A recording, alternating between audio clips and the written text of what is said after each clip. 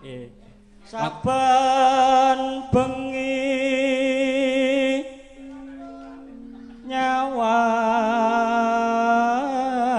nyawang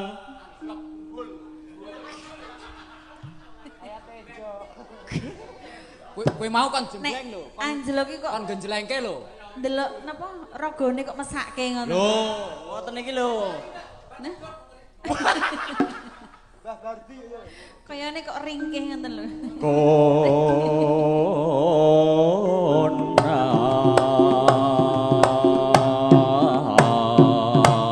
konang Los. apa ora mumbul nggih wis mumbul lho Kok mboten ketinggal lho.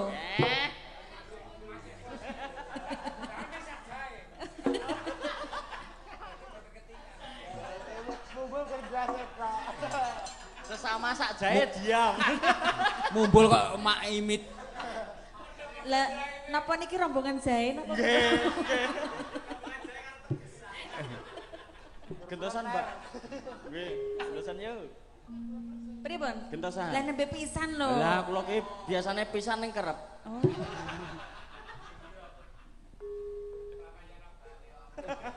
Yen mamajang mung karo janur kuning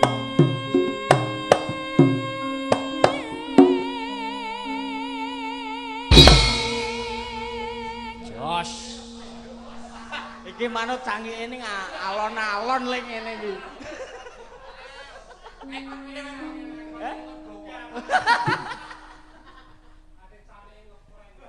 kembang wae weton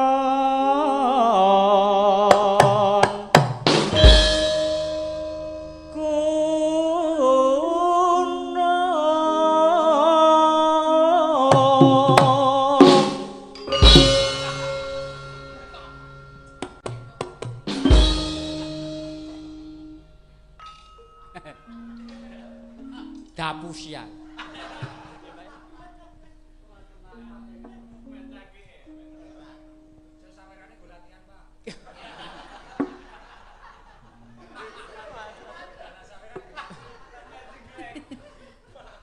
Latihan jengkleng.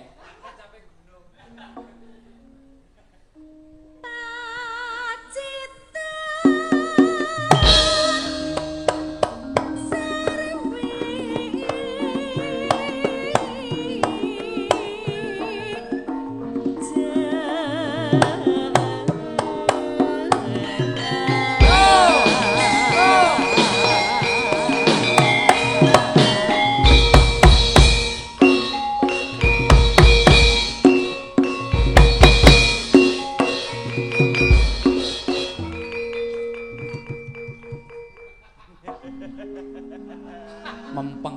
Nggih, sajake napa berdo jamu to niki?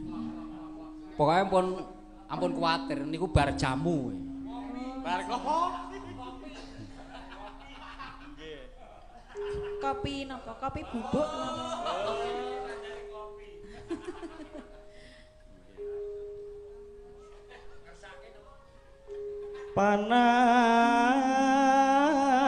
panas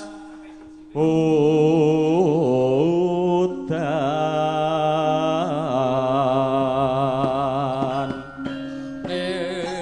Ilas janjine kopi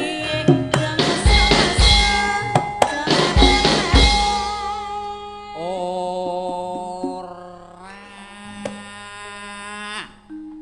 panas udan ngaling-aling capek gunung So.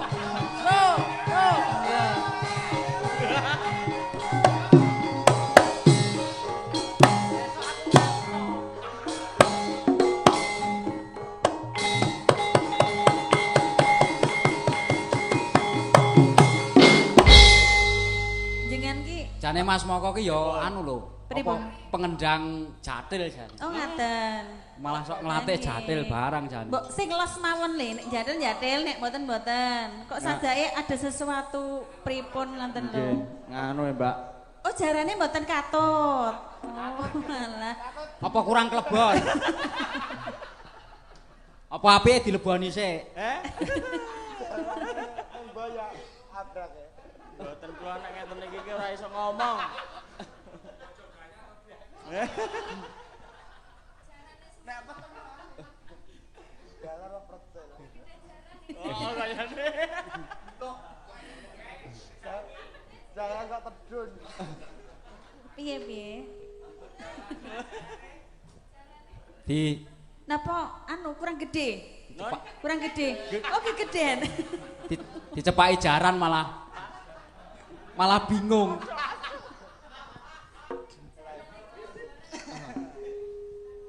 Ya. Nadyan wadon sarata Suling kumandang suarane mikul suketi entul senenge banget ora bisa kumpul inomane banyu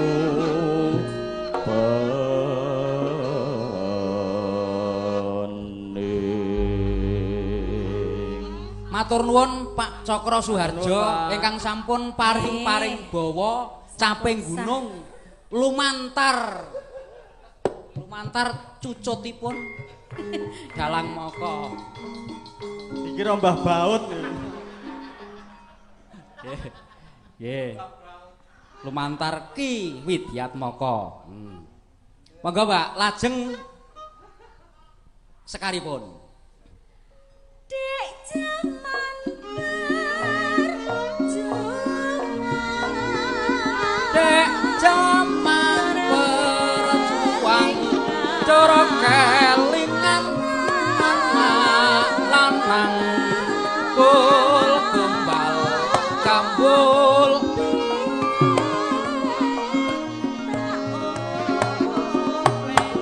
kalau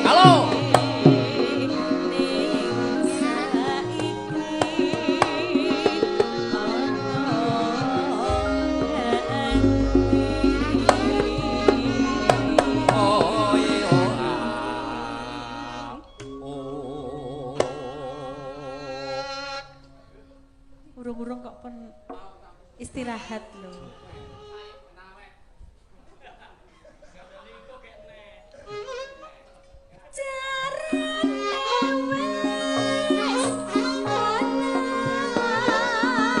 Jarene wis menang keturutan sing dikadang kul kumbal kambul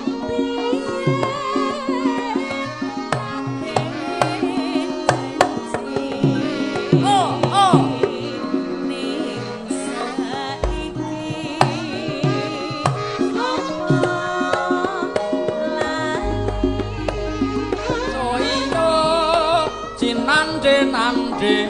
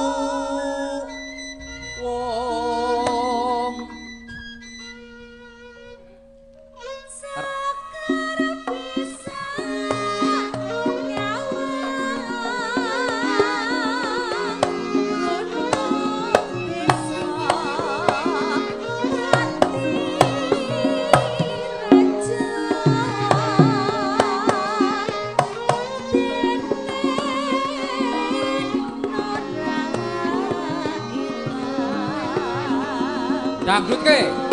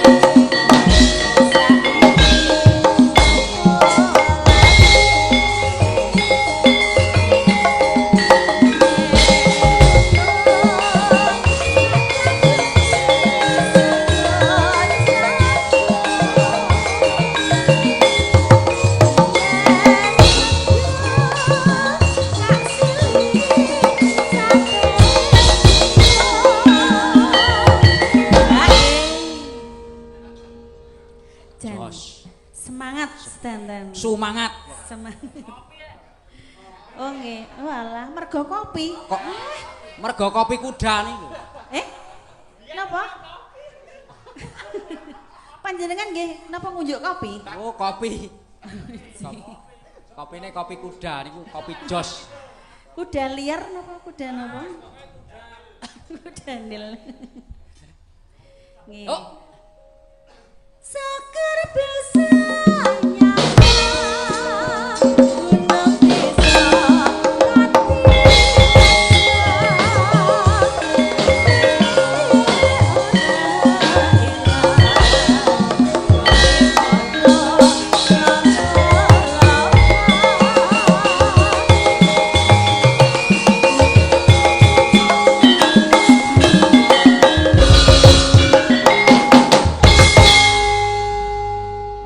matur sembah nuwun sampun. Nggih, matur nuwun Mbak Lisa, pinalak lenggah. Ah, jan.